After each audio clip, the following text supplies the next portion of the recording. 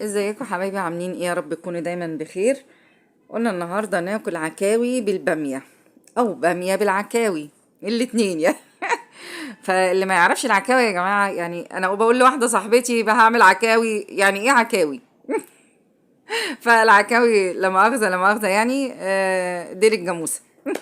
لا مؤاخذه يعني. بس فجبنا بقى الديل دوت واسمها عكاوي يعني. تحفة، حاجة كده تحفة التحف يعني، جميلة جدا. عبارة عن لحمة يا جماعة، بس فيها عظم وملبسة. اللي ما يعرفهاش بس هي أكيد كتير يعني عارفينها. بس هنا هحطها بقى، غسلتها غسلة حلوة جدا بالملح وبالليمون، وحلوة حلوة يعني. وبعدين قلت نعملها بقى.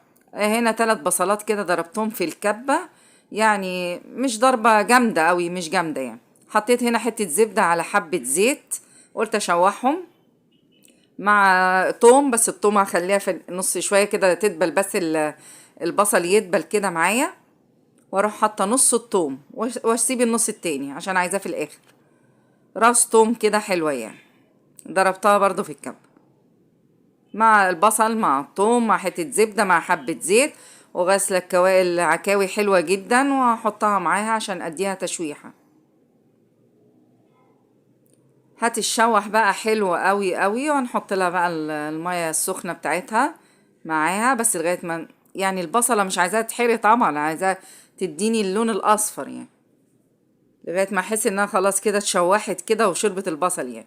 هنا فلفل اسود، احط حبهان مطحون، ورق غار مطحون، بس مش هحط حاجة تاني. وهفضل بقى اقلب بقى. ريحتها فظيعة، ريحتها حلوة جدا يعني. اللي ما بيحبهاش يا جماعة جربوها بالطريقة دي، هتعجبكم قوي مع البامية كمان. طاجن عكاوي بالبامية.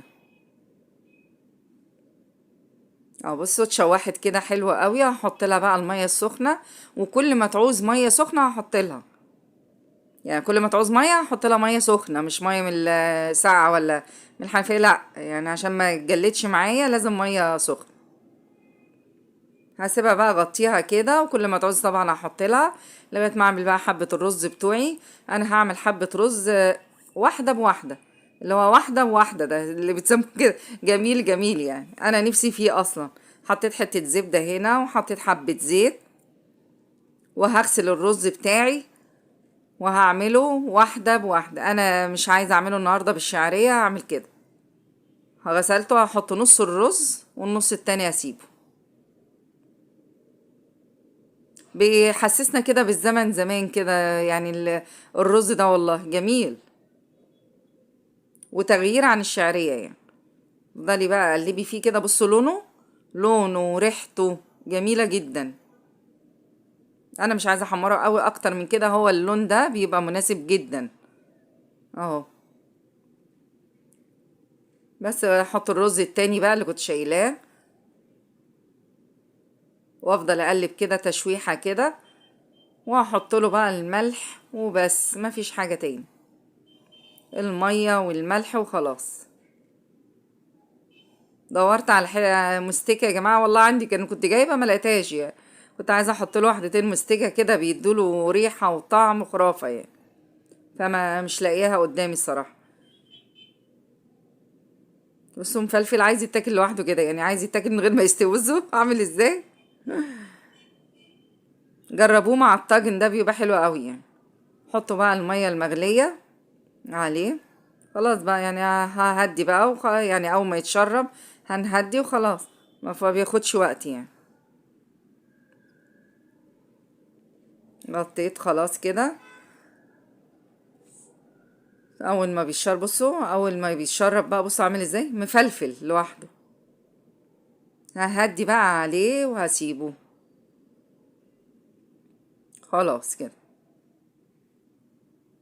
هنا العكاوي بتاعتي بحط لها ميه سخنه، كل ما تعوز بحط لها لغايه ما احس انها استوت خالص. بروح بقى يعني سوى الا سنه كده، بعد كده بروح حاطه لها بقى الطماطم وكده.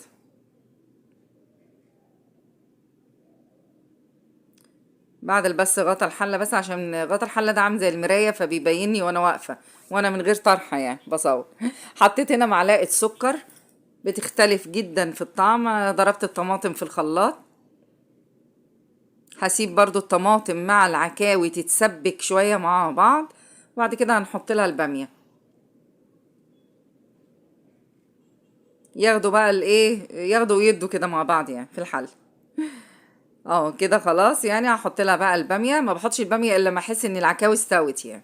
الباميه انا مفرزاها معاكم يا دوب. بصوا يعني بطلعيها كده متلجه، ما بسيبهاش تسيح، طلعيها من الفريزر على الحل على طول، خضره زي ما هي. بصوا بوريها لكم، انا هنا طلعت كيسين يعني. جميله جميله، تطلعيها كده متلجه وتروح حطاها في الحله، ما تسيبهاش تسيح، تبقى خضره زي ما هي، والله لونها جميل جدا. بس هحط بقى الملح، لان انا ما كنتش حاطه لها ملح. احط لها بقى التومه التانية، بتدي لها طعم في الاخر كده حلو جدا، التومه النيه في الاخر مع الباميه. اسيبها بقى، ما بتاخدش برضو وقت على النار. ليمونه، نص ليمونه كده، بتديها تعادل مع معلقه السكر اللي انا حطاها. جربوها يا جماعه بالطريقه دي، حلوه قوي. بس وحبه ميه سخنه وخلاص. اسيبهم بقى مع بعض بقى. انا عايزه الباميه ما بتاخدش، الباميه طبعا ما بتاخدش حاجه. انا مش سلقه الباميه ولا حاجه، انا كنت غسلاها بس كده يعني، غسلاها ومقطعه بس في الكيس على البخار يعني. بصوا هنا ما خدتش حاجه. هحط بقى في الطاجن، انا مولعه الفرن مشغلاه، واول ما ادخله الفرن يا دوب احس انها ما فيش 5 دقايق من تحت، اولع الشوايه عليه، هشغل الشوايه ياخد بس لون. وبعد كده بقى هنحط بقى ايه، التكه الاخيره بقى اللي تديها طعم وريحه وتقلب الشقه كلها، فظيعه. حطي بقى كده في الطاجن بتاعك بقى، ظبطي. وقرن الفلفل الحامي ده بقى، بصوا حكايه حكايه، مع ان انا مش حاطه هريسه ولا حاطه حاجه في في الباميه، بس بسم الله ما شاء الله يعني، القرن ده عمل شغل جامد يعني. القرن الشتيت عمل شغل لوحده يعني.